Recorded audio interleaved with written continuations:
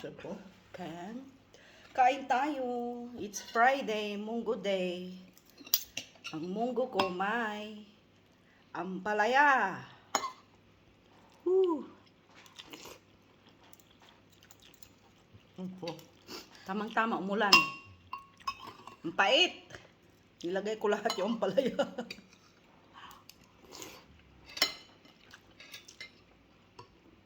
Pero ang sarap, pait. Ito po. Sarap.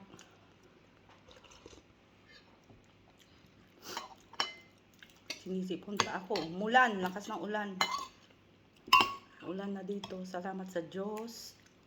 Ulan na. Ito po. Silo sa spaghetti ito yung ulan.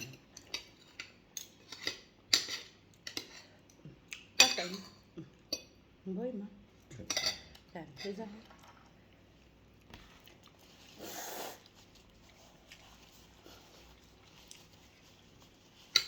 Naligo din siya. So ngayon lang kami nakakain, medyo late. Tapos kasi dumalaw yung kapatid niya. Wrong timing yung oras niyang dalaw. Maliligo kami. Dumating. Nalate kami. Kaya lang. Tapos meron akong bataw. Nampakaw. Kaya bataw sa munggo.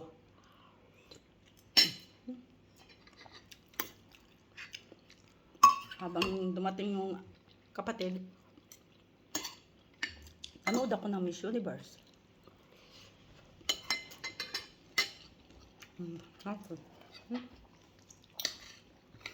Kaya tahimik ma.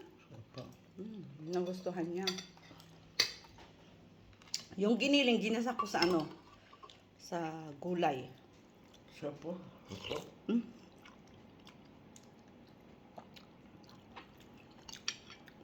May sarili siyang ano? Soup. Kasi nagluto ako ng munggo, nilagyan ko ng baboy. Bawal sa kanya.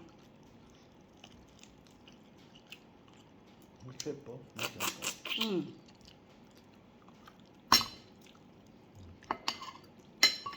Hindi naman sila kumakain ng baboy.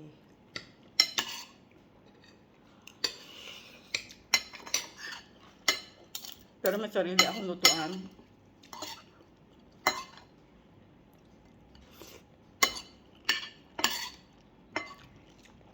Siya po. Sarap. Ito po. Mapait pero ang sarap.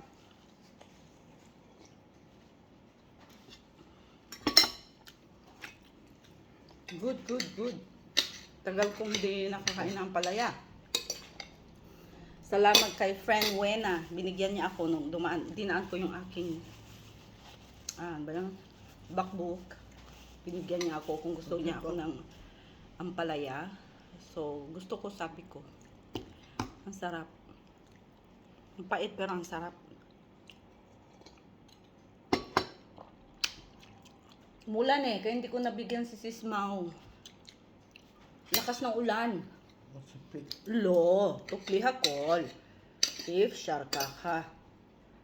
Maninutinit lang, tukli. Pero ngayon nag-stop. Tapos mamaya na naman, bull. Meron sa intention. Gamaro no, biod maya. Sarap matulog.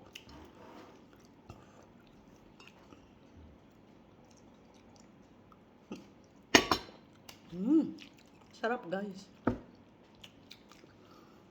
Feels like home. Tapos sa Pilipinas pagdating tong ulam mo, tapos may pritong galunggong. Ay. Yung maliliit na galunggong. Nako. Thank you so much. God bless everyone. Bye.